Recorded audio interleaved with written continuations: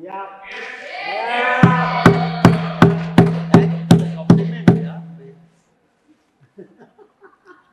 Mr. Chairman,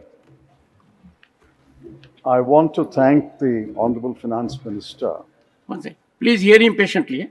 for Please. the employment linked incentive scheme and other ideas incorporated in the early part of her speech. I'm particularly happy that she had an opportunity to read the Congress manifesto. Yes. And she picked the good ideas on page 11, page 30, and page 31. I would respectfully urge my honorable friends in the Treasury benches to read the Congress manifesto so that in your party, especially the External Affairs Minister, in your party meetings, you can persuade the Honorable Prime Minister and the Honorable Finance Minister to take some more ideas from our manifesto. We'll be very, very happy to support you if you take those ideas. Copying is not prohibited in this house. In fact, copying is encouraged, copying is rewarded in this house. One second. If you'll address the chair, it Copying will give a is- soothing feeling to me also. And that will be more appropriate, Mr. Chidambaram. Copying is encouraged and copying is rewarded in this house. So please copy a little more. Sir, I have 4 major themes, and I think I should be able to complete my submissions on each theme in about 4 or 5 minutes. The first is jobs. Unemployment is the biggest challenge. The Center for Monitoring Indian Economy has estimated all India unemployment rate in June 2024 as 9.2%. It may have come down. Now, earlier there was a production-linked incentive. When you introduce the employment-linked incentive, it must be for some reason. And I suspect the reason was that the production-linked incentive scheme did not create the kind of jobs that you wanted to create. So will the Honorable Finance Minister tell this House what is the outcome of the PLI? Once we know the outcome of the PLI, we can look ahead to what can be expected of the ELI. In fact, from paragraphs 20, 21, and 22, read with paragraph 51 of her speech, neither I nor any of my learned colleagues are able to get a whole picture of the ELI. It seems to us that paragraph 20 talks about the same target industries like paragraph 21, and paragraph 21 talks about the same target industries as paragraph 22. But in paragraph 51, we were suddenly let down when you said only 500 industries are selected. The numbers don't gel, the numbers don't match. Anyway, you have a ELI. It's an interesting idea, but it does not inspire confidence. And let me go on record to say it does not inspire confidence that you will be able to place 290 lakh people under the ELI that you have described. It should not turn out to be another election jumla like your 2 crore jobs.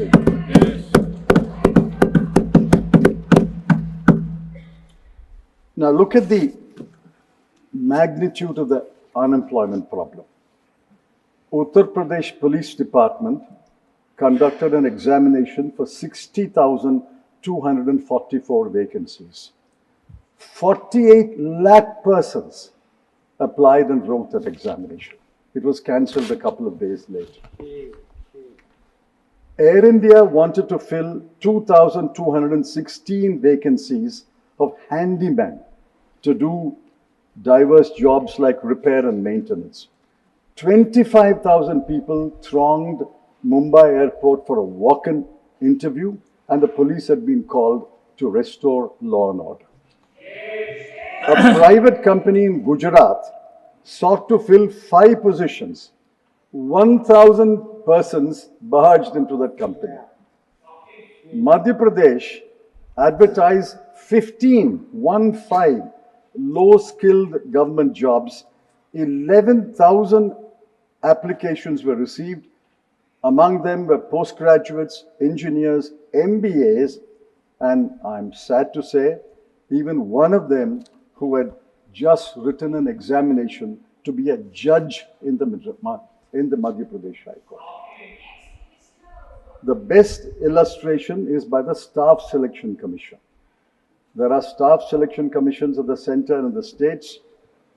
Uttar Pradesh conducted an examination for 7,500 posts. 24,74,030 people applied for those jobs. And yet, the RBI, about 2-3 weeks ago, said, there is no jobs crisis in India.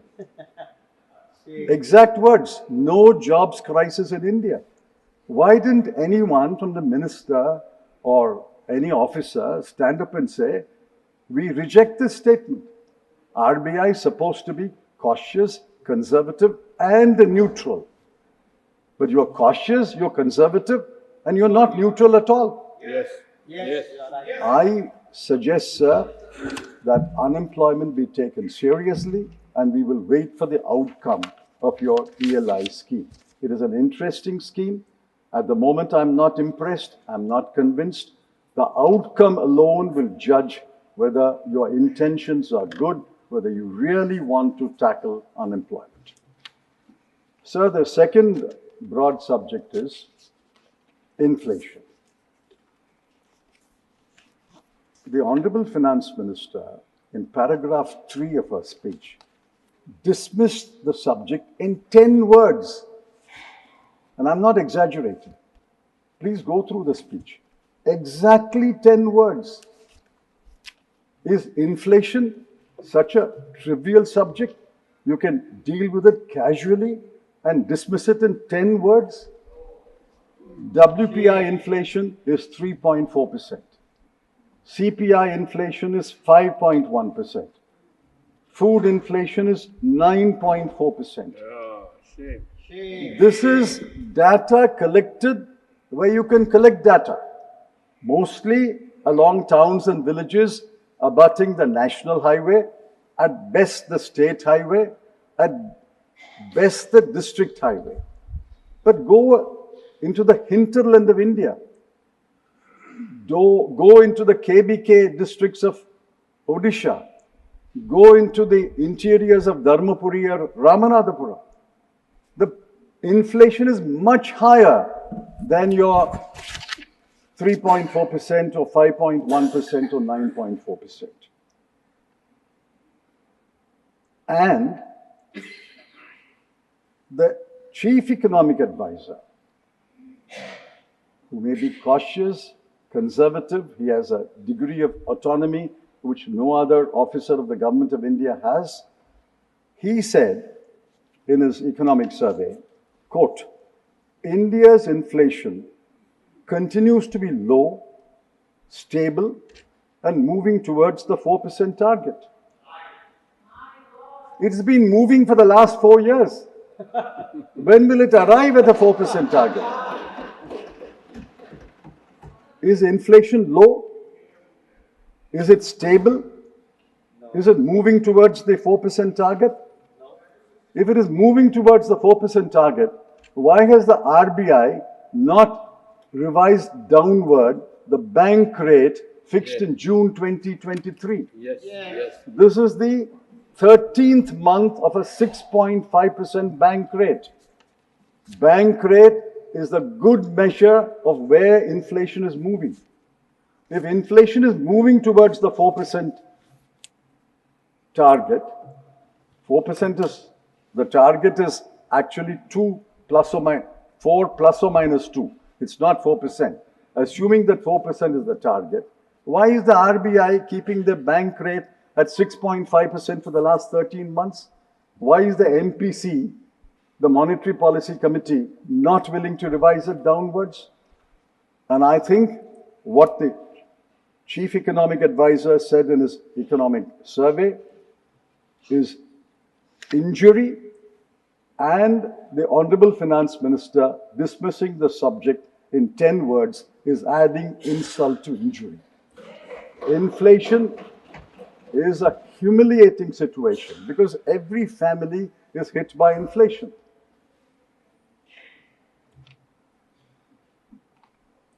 I warn this government, you are taking inflation not so seriously. The last set of by-elections punished you. You will not agree.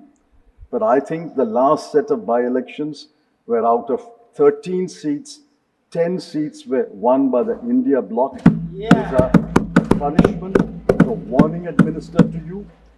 And if you don't take inflation seriously, you will be punished more. If you want to suffer the punishment, you're welcome to suffer the punishment. And in this situation, you claim that the growth was last year 8.2%. And this year it will be 6.5% to 7%. I'm not going into the macroeconomic analysis. Some of my colleagues will do that. I ask you, how do you arrive at this growth rate? You take the nominal growth rate and apply a deflator and arrive at the GDP. Sir, the House and you must know that the deflator that they have adopted for the manufacturing sector for last year is 1.7. When wholesale inflation is 3.4, when CPI inflation is 5.1, food inflation is 9.4, how do you adopt a deflator of 1.7? In fact, I want the Honorable Finance Minister to tell us what is the deflator you have adopted for manufacturing, industry? What is the deflator you have adopted for industry and for agriculture? And what is the deflator you have adopted for services? Nominal growth is measurable, but your GDP in real terms is simply by adopting a deflator. And if you adopt a deflator, which several knowledgeable economists and experts throughout the world have severely criticized for the last 3 or 4 years, you will arrive at this rosy picture. You will adopt a deflator less than 1.7, you would not have arrived at 8.2, you would have arrived at 9.2. You adopt a deflator of 0.5, you will even cross 10%. So please tell us, what is the deflators you are adopting? Why are you adopting? And tell us what is the nominal growth rate and how do you arrive at these growth rates? These growth rates cannot be seen, but these growth rates can be felt by the people. Please, anyone moving around the people will know. The growth rate can be felt by the people. When there is impressive growth, when there is more goods and services, when prices are affordable, when there is money floating around in the market, when your pockets are jingling with coins or currency notes, you get the feeling that things are going all right in this country. Do you get that feeling?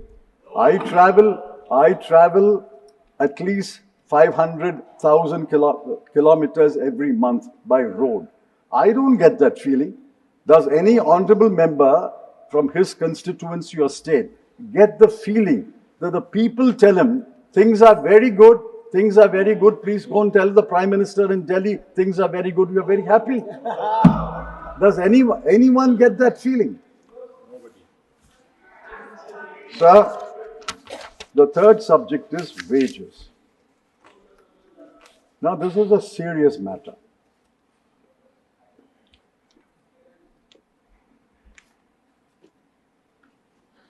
The Honorable Finance Minister said, I have given relief. Who has she given relief to? I don't grudge the relief. She has given relief. But who? In 22-23, the last figure I was able to access, the number of taxpayers is 7.4 crore. It may have increased to 8.5 crore. Out of that, 65% have zero tax liability. They file a return, but no tax. Assuming that the 60% remains constant, of say 8 crore or 9 crore taxpayers today, 5.5 to 6 crore will be zero tax liability. You have given relief to people who move to the new tax regime. The new tax regime, I've seen various calculations. Each paper has got a calculation. I have a chartered accountant who's given me a calculation from Gujarat, and he is very knowledgeable. He says that the relief given is between 9,651 rupees to 17,651 rupees. To whom? To this 2 to 3 crore people. India does not consist only of these 2 to 3 crore people. There are 142 crore in this country. Out of 142 crore, let's assume you have given relief to 2 to 3 crore people. What about the rest? Do you know the conditions of the rest? Your household consumption expenditure survey of the government of India counted that the bottom 50%,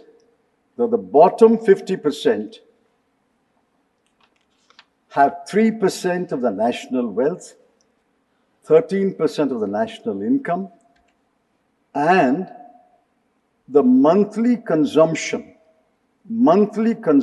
in rural areas of the family is 3,094 rupees. Multiplied by 12, you will arrive at about 37,000 rupees a year. In urban areas, it's 4,963 rupees. Multiplied by 12, you get 60,000 rupees. So we have 50% of the population, monthly consumption expenditure, 50% is 71 crore, have a monthly consumption expenditure of between 36,000 rupees to 50,000 rupees. Are they rich or poor? This is the bottom 50, below the median. You go down to the bottom 20, go down to the bottom 10, they are even poorer. What is the relief for them? And the Niti Aayog chief executive officer says, India has virtually abolished poverty. Poverty cannot be more than 5%. Poverty cannot be more than 5% when you're talking about 71 crore people. 71 crore people, thankfully, is not 5%. Then India's population will be 1,400 crore. India's population is 142 crore. One half is 71. They are below the 171 crore. They are below the median, and this is the median income. Sir, I asked the Honorable Finance Minister, what is the relief given to them? Do you know that most of them are daily labor? 30 crore daily labor in this country. The others are irregular jobs. The regular jobs are only for about 17 to 25% of this country. All the rest are in irregular jobs or in daily labor. What is the relief given to them? In the World Hunger Index of 125 countries, we are 111. You may not accept the World Hunger Index, but the action that the government has taken, namely giving free food grain to 81 crore people, is a tacit admission that on the hunger index, we are very, very low. Forget the hunger index. 81 crore people, your own action shows that people cannot afford food. So, my last subject is federalism. What do we see around this country? All India service officers defy the directions and orders of the Council of Ministers of an elected government in Delhi. Funds are withheld from Kerala and West Bengal on one pretext or other. Borrowing limits of non-BJP states governments have been slashed. Tamil Nadu has been denied disaster relief assistance. I ask, why does the UPSC have to play a role in the appointment of the DGP of the state? Why should a state government not appoint the Vice Chancellor of state universities? And how did this government treat Andhra Pradesh and Bihar and Odisha before April? The same demand is there. The same Andhra Pradesh Reorganization Act is there. It was there. The Chief Minister was a different person. The same act, for 10 years, how did you treat them? For 10 years, how did you treat Bihar?